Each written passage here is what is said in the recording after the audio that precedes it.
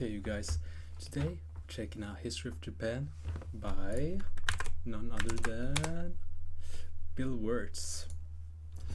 This was recommended by John, I think. Comment will be right here. And yeah, I've been listening to some music from Japan right now, so why not just get into the history of it as well, you know? Let's get into it. Japan is an island by the sea filled with volcanoes and it's in the year -1 billion, Japan might not have been here. In the year -40,000, it was here, and you could walk to it, and some people walked to it. Then it got warmer, some icebergs melted, it became an island, and now there's lots of trees, because it's warmer. So now there's people on the island, they're basically sort of hanging out in between the mountains, eating nuts off trees, and using the latest technology, like stones and bowls. Ding dong, it's the outside world, and they have technology from the future, like really good metal and crazy rice farms. Now you can make a lot of rice really quickly. That means if you own the farm, you own a lot of food, which is something everybody needs to survive. So that makes you king. Rice farming and rice kingdoms spread across the land, all the way to here. The most important kingdoms were here, and here. But this one... Bro, I'm not gonna remember all this. All the way to here. The most important kingdoms were here, and here. But this one was the most important, ruled by a heavenly superperson, or emperor for short. Okay. Knock knock, get the door, it's religion. The new prince wants everyone to try this hot new religion from Biekt. Please try this religion, he said. No, said everybody. Try it, he said. No, said everybody again, quieter this time. And so the religion was put into place, and all the rules that came with it. Then the government was taken over by another clique, and they made some reforms, like making the government govern more, and making the government more like China's government, which is a government that governs more. Hi, China, Okay. they said. Hi, dipshit, said China. Can you call us something else other than dipshit, said Japan. Like what, said China. How about Sunrise Land, said Japan. And they stole China's alphabet and wrote a book about themselves. And then they made lots of poetry and art and another book about themselves. Then they stopped moving the capital every time the emperor died and kept it in one place for a while, right here. And they conquered the north finally, get that squared away. A rich hipster named Kukai is bored with modern Buddhism, visits China, and learns a better version, which is more spiritual. Comes back, reinvents the alphabet, and causes art and literature to be great for a long time. And the royal palace turned into such a dream world of art that they really didn't give a shit about running the country. So if you live outside the palace, how are you supposed to protect your shit from criminals? Hire a samurai. Everyone started hiring samurai. Rich, important people hired samurai. Poor people who could not afford to hire samurai did not hire samurai. The samurai became organized and powerful, more powerful than the government, so they made their own military government. Here, they let the emperor still be emperor, but the shogun is actually in control. Breaking news, the Mongols have invaded China. We've invaded China, said the Mongols. Please respect us, or else we might invade you as well. Okay, said Japan. So the Mongols came over, ready for war, and died in a tornado. But they tried again, and had a nice time fighting with the Japanese, but then died in a tornado. Wait, did this actually happen? Wow, okay. The emperor overthrows the shogunate, then the shogunate overthrows him back and moves to Kyoto and makes a new shogunate. And the emperor can still dress like an emperor if he wants, that's fine. Now there's more art, like painting with less colors, collaborative poetry, plays, monkey fun, tea parties, gardening, architecture, flowers. It's time for who's going to be the next shogun. Usually it's the shogun's kid, but the shogun doesn't have a kid, so he tries to get his brother to quit being a monk and be the next shogun. He says okay, but then the shogun has a kid. So now who's it gonna be? Vote now on your phones.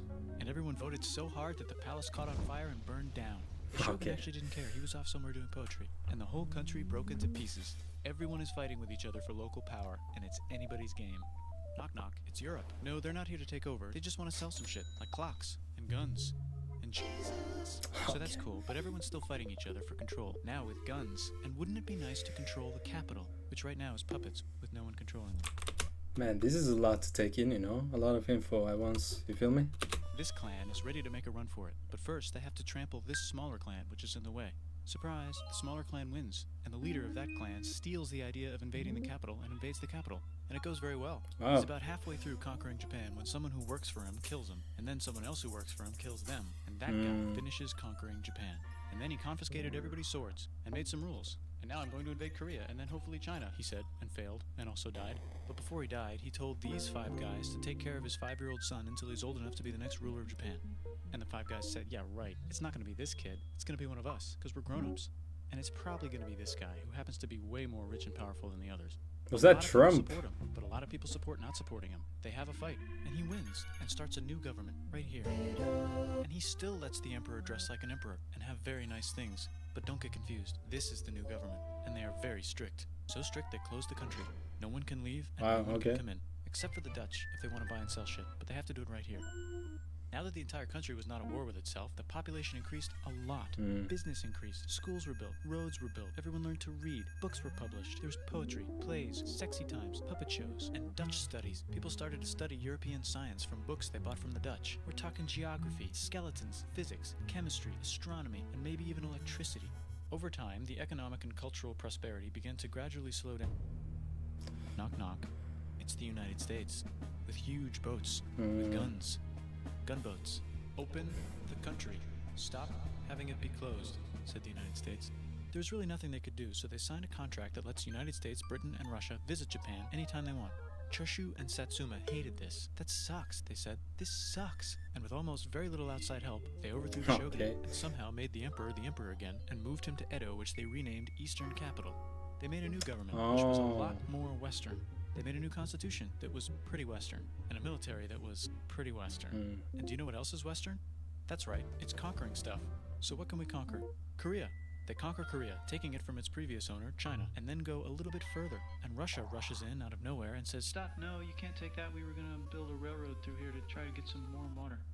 And Russia builds their railroad, supervised by a shit ton of soldiers. And then when the railroad was done, they downgraded to a fuck ton. Did I say downgrade? I mean upgrade. And Japan says, "Can you maybe chill?" And Russia says, "How about maybe you chill?" Japan is kind of scared of Russia. You'll never guess who's also kind of scared of Russia.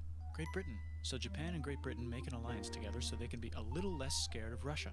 Feeling confident, Japan goes to war against Russia, just for a moment, and then they both get tired and stop. It's time for World War I. Sheesh. About to have a war, because it's the 1900s and weapons are getting crazy, and all these empires are excited to try them out on each other. Meanwhile, Japan has been enjoying conquering stuff and wants more. And the next thing on their list is this part of China and lots of tiny islands. All that stuff belongs to Germany, which just had war declared on it by Britain because Britain was friends with Belgium, which was being trespassed by Germany in order to get to France to kick France's ass because France is friends with Russia, who was getting ready to kick Austria's ass because Austria was getting ready to kick Serbia's ass because someone from Serbia shot the leader of Austria's ass. Or actually shot him in the head. And Britain is currently friends with Japan, so you know what that means.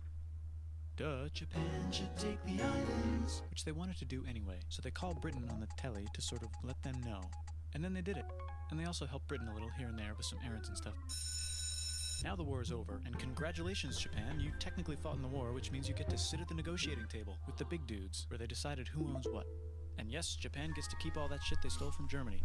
You also get to join the post-war mega alliance, the League of Nations, whose mission statement is to try not to take over the world.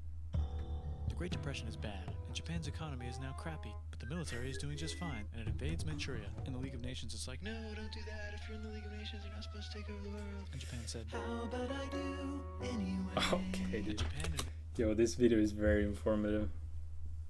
Actually crazy how you can punch so much information into a 9-minute video. Not bad.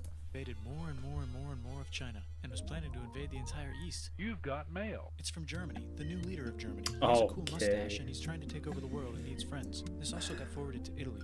They all decided to be friends because they had so much in common. It's time for World War II. Germany is invading the neighbors. Then they invade the neighbors' neighbors. Then the neighbors' neighbors' neighbors, who happened to be Britain, said, "Holy shit." And the United States started helping Britain because they are good friends, and started not helping Japan because they're friends and our friends are not friends. Plus they're planning on invading the entire ocean. The United States is also working on a large, very huge bomb, bigger than any other bomb ever, just in case. But they still haven't joined the war. War looks bad on TV, and the United States is really starting to care about their image. But then Japan spits on them in Hawaii and challenges them to war, and they say yes. And then Germany, as a symbol of friendship, declares war on the United States also. So the United States goes to war in Europe, and they help the gang chase Germany back into Germany, and they also start chasing Japan back into Japan. And they haven't used the bomb yet and are curious to see if it works, so they drop it on Japan. They actually dropped 2.